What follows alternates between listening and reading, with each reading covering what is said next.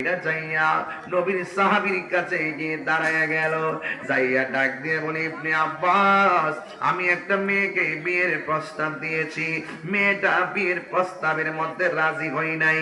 আরেকটা ছেলে মেয়েটারে আমার সামনে বিয়ের প্রস্তাব দিল, এই মেয়েটা বিয়ের প্রস্তাবে রাজি হয়ে গেল।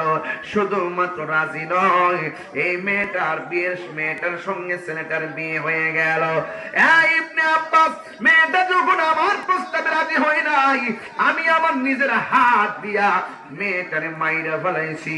এবার ডাক দিয়ে বলে, হুজুর, আমি যেই গুনাহ করেছি গো, আমি যেই অন্যায় করেছি, আমার গুনাহ আল্লাহ মাফ করবনি, এই গুনার ক্ষমা আল্লাহর কাছে আসেনি।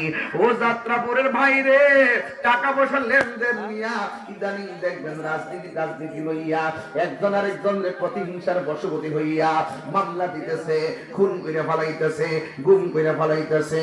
জীবনে যদি আপনি মানুষের মতো মানুষ হতে চান, জীবনে কোনো মানুষকে হত্যা করবেন না, কারণ একটা মানুষ যখন একটা মানুষকে হত্যা করে, সে যেন সারা পৃথিবীর মানুষকে হত্যা করলো। জীবনে কাউকে হত্যা করবেন না। হত্যা করলে একটা কথা মনে রাখবেন, আপনি যদি কারো বাইকে মাইরা ফেলেন, আপনি যতই জরিমানা দেন না কেন, কোর্টের মধ্যে সমাধান করেন না কেন, সামাজিক ভাবে যতই সমাধান করেন না কেন, কিন্তু ওই সন্তানটার, ওই ছেলেটার যদি সন্তান থাকে, যারে মারছেন তার যে ভাই থাকে, জিন্দেগি তো আপনাকে ক্ষমা করবে না। কথা বলেন ঠিক কিনা? আপনাকে যতবার দেখবে সে ততবার আপনাকে লানত দিবে। কথা বলেন, তার সন্তান আপনাকে যতবার দেখবে ততবার আপনাকে লানত দিবে। এই জন্য জুলুম করে কেউ টিকে থাকতে পারে না রে।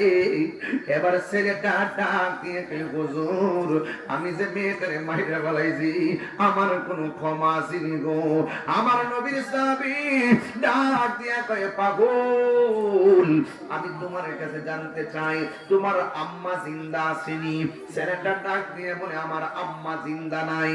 এবার আমার নবীর সাহাবী ডাক দিয়া কয়, তাইলে তুমি আল্লাহর কাছে তওবা করো, আল্লাহর কাছে গুনাহ মাফ চাও।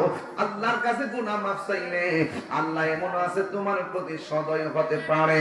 নবীর আরেকটা সাহাবী মনে মনে কয়, লোকটা এটা প্রশ্ন করলো, নবীর সাহাবী, আমি একটা মেয়ের বিয়ের প্রস্তাব দিয়েছি, মেয়েটা আমার বিয়ের প্রস্তাবে রাজি না হওয়ার কারণে আমি মাইরা ফেলাইছি, কিন্তু এখানে জিজ্ঞাসা করছে আমার ক্ষমার রাস্তা আসেনি। এই সাহাবী তো প্রথম বলতে পারতো আল্লাহর কাছে তওবা করো, কিন্তু এই কথা না বইলা কেন বলছে তোমার আম্মা জিন্দা আসেনি? চিৎকার মাইরা কি আল্লাহু আকবার বলা যাবে না? ওই নবীর সাহাবী দৌড়াইয়া যায়, ডাক দিয়া কয়, সাহাবী গো,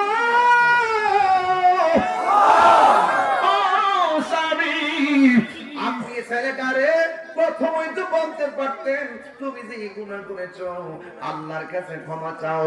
এই কথা না বইলা আপনি কেন বললেন তোমার মা জিন্দা ছিনি? মায়ের সঙ্গে সন্তানের হত্যার সম্পর্ক কি? এই কথা বলার পরে নবীর সাহাবী ডাক দিয়ে কয়, আমি তার প্রথম কেন বলছি মা আছে জানোনি? কেন বলছি মায়ের কথা কেন জিজ্ঞেস করছি? কারণ এই পৃথিবীর মধ্যে একটা মাত্র মানুষ, দোয়া করলে মাঝখানে কোনো পর্দা থাকে না, ডাইরেক্ট আল্লাহর দরবারে কবুল হয়ে যায়। সে যে অন্যায়টা করছে, এই অন্যায়টার জন্য যদি মায়ের কাছে যায়, আম্মা আমি এমন একটা গুনাহ করছি গো মা, ডানের মানুষ জানে না, বামের মানুষ জানে না, সামনের মানুষ জানে না, পিছনের মানুষ জানে না, যা কেউ জানে না, জবানটা খুলে কোন জানে কে? আর মায়ার সুরে গন্না জানে কে? আল্লাহ।